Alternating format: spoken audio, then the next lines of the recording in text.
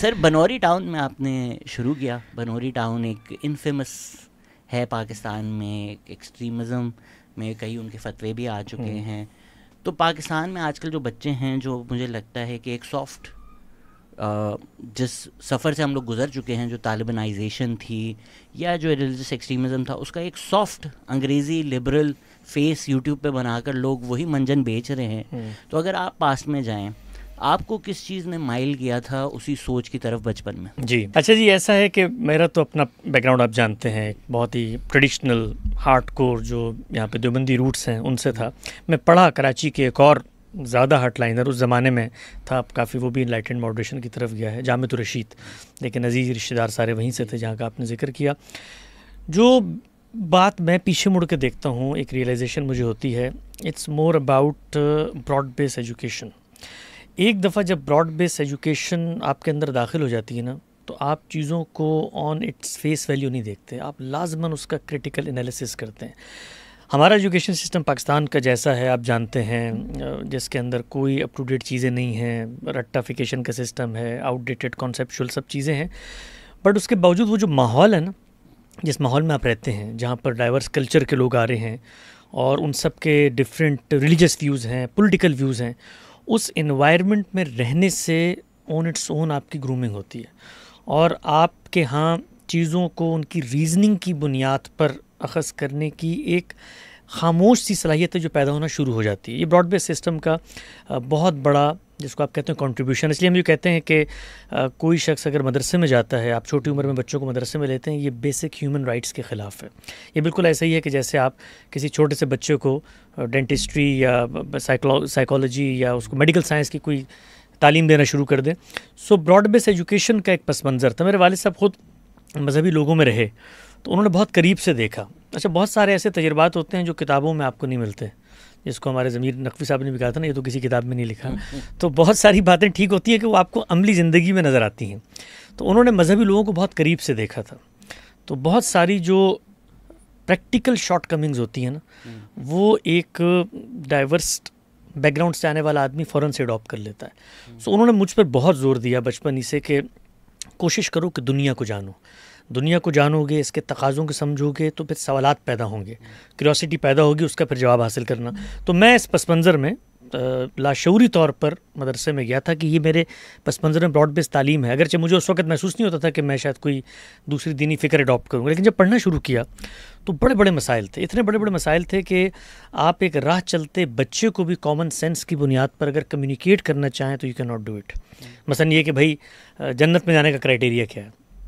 تو اب اگر آپ کو بتایا جائے کہ صرف مسلمان جنت میں جائیں گے, تو اگلا سوال پیدا ہوتا ہے, پھر اللہ نے مجھے مسلمان بنا دیا, کسی کو کرسچن بنا دیا, کسی کو ہندو بنا دیا, تو یہ تو بائی چوائس ہو رہا ہے نا, مطلب کچھ بھی نہیں ہو رہا ہے اس میں کیا کر رہا ہوں, تو چوزن ون ہے ہم سارے. تو سوالات کی پھر ایک دنیا ہوتی ہے. اس کے بعد دین کیا ہے, اخذ کیسے کیا جاتا ہے, سورسز کیا ہیں, انٹرپریٹیشنز کیا ہیں. انٹرپریٹیشنز میں جس انٹرپریٹیشن کو ترجیح دے کے مدرسے میں آ گیا ہوں, یہ حنفی تھاٹ ہے, اس کے اندر دیوبندی سیکٹ ہے, اس کے اندر حیاتی اس کی سب آؤٹ شوٹ ہے, اس میں کس بنیاد پہ اس کو اخذ کر رہا ہوں کہ ہم ہی ٹھیک ہیں. تو پھر ایک دنیا ہوتی ہے کیوریوسٹیز کی, اس کا پھر جوابات ملنے آپ کو شروع ہوتے ہیں. تو جب جواب آپ کو ملتا ہے تو بہت جلدی آپ کا برین آپ کو ایک میسج دیتا ہے کہ بھائی یہ ایک ٹریڈیشن ہے, یہ ایک روایت ہے, اس کے پیچھے ریزننگ اس طریقے سے نہیں جس کا تم مطالبہ کر رہے ہو. اور جب آپ کے یہاں یہ سوال پیدا ہونا کہ آپ ریزننگ دیں, تو اس کے جواب میں پھر کچھ سیٹ پروٹوکولز بنے ہوئے ہیں کہ بھئی یہ تم نے اگر اس پہ ریزننگ مانگی تو یہ تو تم اجماع کے خلاف جا رہے ہو. یعنی اس کے لیے ایک اور آپ کو کاؤنٹر آرگومنٹ دیا جاتا ہے, اس کی اپنی ریزننگ زیر بحث نہیں آتی. اس کی ریزننگ پوچھیں بھئی یہ اجماع کہاں سے ثابت ہوتا ہے, تو بھئی قرآن کی ایک آیت سے ثابت ہوتا ہے. وہ پوچھو بھئی آیت سے کیسے ثابت ہوتا ہے, پھر اس کے بعد سرکل میں جاتے ہو کہتے سب نے یہ کہا ہے تو اس لیے ثابت ہوتا ہے. تو کچھ ہی عرصے بعد میرے یہاں کیوریوسٹیز پیدا ہونی شروع ہوئیں اور ترددات سامنے, اور بالخصوص اس زمانے میں پاکستان میں آپ کو یاد ہوگا 2006 سے لے کے 9, 10, 11 کا جو پاکستان ہے, اس میں گلی محلوں میں, چوک چوراہوں میں, دیوانوں ایوانوں میں, ہر جگہ ٹی ٹی پی کا جو آپ کو سلسلہ ہے, یہاں پر سوات آپریشن ہوا. تو وہاں سے زیادہ سوالات پیدا ہوئے کہ بھئی اگر یہی دینی فکر ہے اور یہ جو ٹی ٹی پی والے لوگ ہیں یہ انہی مدرسوں سے نکلے ہوئے ہیں, تو پھر اس جو پروڈکٹ ہمارے ہاتھ میں آئے گی وہ تو اس کے علاوہ ہو نہیں سکتی جو کچھ ہم کانٹینٹ پڑھ رہے ہیں. تو اس پہ پھر ہم جاتے تھے اپنے اساتذہ کے پاس, ان سے پوچھتے تھے. آپ کو یاد ہوگا ایک زمانے میں جب پاکستان میں یہ بہت حالات خراب ہوئے تو حکومت نے اور ہمارے یہاں کے اداروں نے بڑا زور دیا علماء پر کہ بھئی آپ ان لوگوں سے اپنے آپ کو الگ کریں.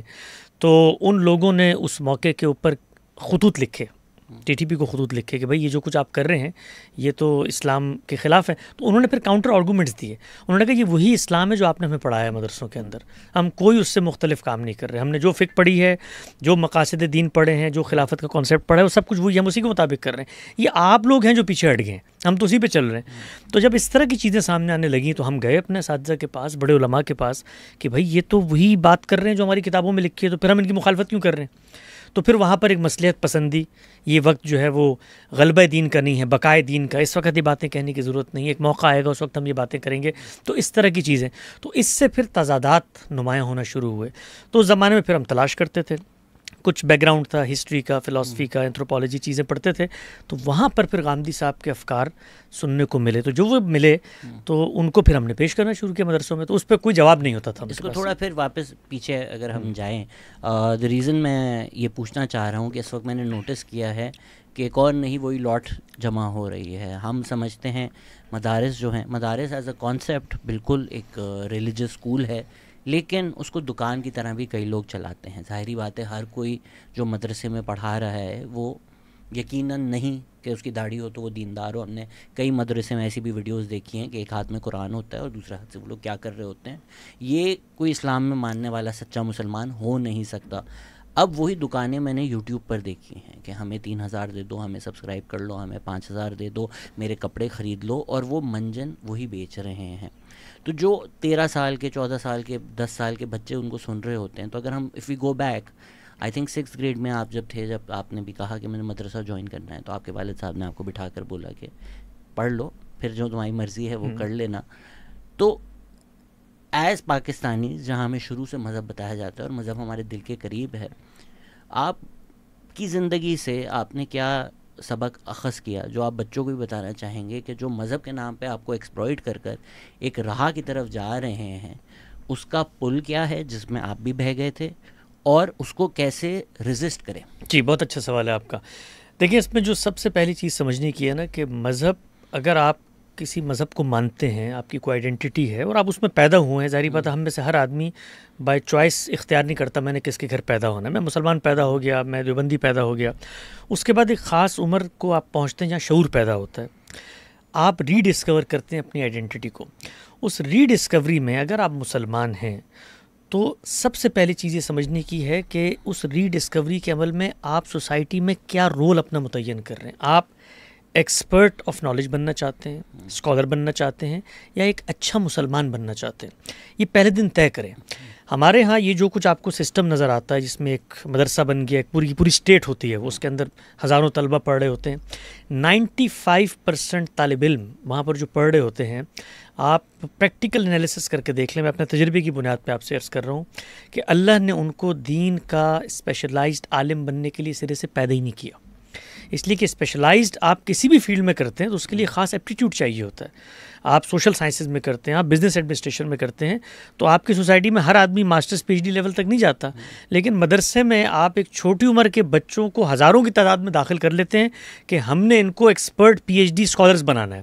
تو نتیجہ کیا نکلتا ہے؟ نتیجہ نکلتا ہے کہ ایک بڑی لاٹ جو وہاں پر جاتی ہے وہ اس قابل ہو کر اکوپڈ ہی نہیں ہوتی کہ وہ سوسائٹی میں آ کے مذہب کو ریپرزینٹ کر سکے. تو وہ پھر کیا کرتے ہیں؟ وہ ڈفرینٹ رولز تلاش کرتے ہیں. وہ رولز اصل میں سوسائٹی میں ان کی ورتھ طے کرتا ہے. وہ پولیٹیکل رولز ہوتے ہیں، وہ اسی طریقے سے ہمارے جو سیکٹیرین جماعتیں بن چکی ہیں ان کے کارکنان کے رولز ہوتے ہیں. اس کے ذریعے سے وہ سوسائٹی میں اپنے بریڈ اینڈ بٹر، اپنی ڈومیننس، اپنی پریزنس کو ثابت کرتے ہیں.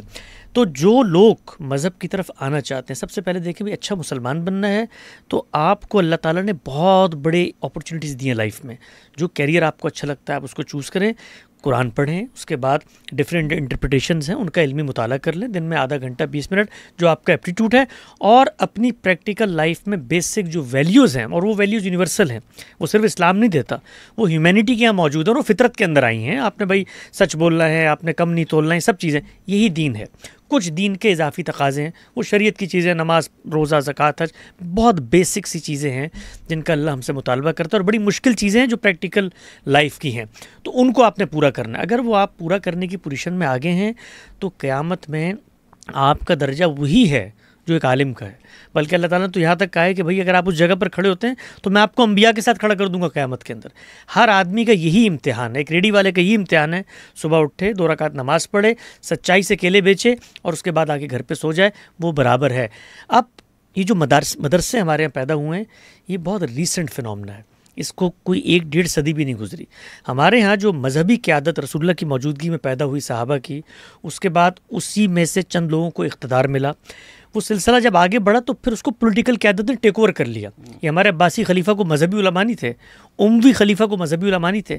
اس دور میں جو مذہبی علماء بیٹھتے تھے یا پیدا ہوتے تھے ان کو اسٹیٹ میں ایک رول دیا جاتا تھا جہاں پر ان کی انرجیز چینلائز ہوتی تھی. مثال کے طور پہ یہ جو آپ کو پورا کا پورا ٹریڈیشن نظر آتا ہے فقہ کا، یہ اسٹیٹ لا کا ٹریڈیشن تھا، اور مذہبی عالم جو تھا وہ مملکت کا نظام چلاتا تھا، وہ جج بنتا تھا، وہ قاضی بنتا تھا. اس طرح ایک طرف انسٹیٹیوشن موجود تھے جہاں اہل علم علماء پیدا ہو رہے ہیں، تفسیر لکھنے والے، حدیث لکھنے والے، اور وہیں سے وہ لوگ پیدا ہو رہے ہیں جو لا کو جانتے ہیں. اور لا کی روایت ہمارے یہاں جب اسلام شروع میں یہاں پر آیا ہے تو وہ جو رومن لا تھا وہی موجود تھا. پھر ہمارا اپنا ٹریڈیشن پیدا ہوا لا کا جو اپنی ذات میں سیکولر ٹریڈیشن ہے، تو اس میں علماء کی انرجیز چینلائز ہوتی چلی گئی. آپ کو پتہ ہے کہ خلیفہ منظور نے چیف جسٹس بنایا، منصور نے قاضی القضات امام ابو یوسف کو، کر لیں کوئی مسئلہ جاری ہے اوکے، تو ان کو چیف جسٹس خلیفہ منصور کو بنا دیا، اور اس کے بعد ایک بڑی تعداد علماء کی جوڈیشری کے ذریعے ہی آگے اپنا کام انجام دیتی رہی سوسائٹی میں. لیکن ہماری جو تینوں بڑی سلطنتیں تھیں آپ جانتے ہیں کہ ان کا خاتمہ ہوا، صفوی سلطنت ہو، عثمانیہ سلطنت ہو یا مغلیہ سلطنت ہو. اس کے بعد ایک گیپ پیدا ہوا کہ اب مذہبی علماء کیا کریں گے، ان کی آئیڈینٹی کیا ہے، ان کی انرجیز کہاں چینلائز ہوں گی. تو ایک شہر جہاں پر 5 عالم کو ہونا چاہیے تھا، مثلا کراچی شہر کے لیے 4-5 عالم بہت کافی ہیں، اس شہر میں چونکہ آپ کی آئیڈینٹی کرائسس میں تھی تو آپ نے اپنی جو آئیڈینٹی تھی اس کو پاورفل کرنے کے لیے جتھے بنائے. یہ مدارس کا سلسلہ بنا اور یہ کمرشل ایکٹیویٹی بننا شروع ہوئی. اب جب کمرشل ایکٹیویٹی بنے گی تو اس کے ساتھ اکنامکس اٹیچ ہو جائے گی، ضروریات پوری کرنی ہے تو پھر آپ کو سوسائٹی کے پاس جانا ہے، سوسائٹی کو آپ نے ایک تصویر دکھانی ہے کہ جی ہم تو اصل میں یہ خدمت انجام دینا چاہتے ہیں اس لیے ہمیں سپورٹ کرو. تو جو پورا پکچر تھا وہ بالکل الٹ پلٹ ہو گیا.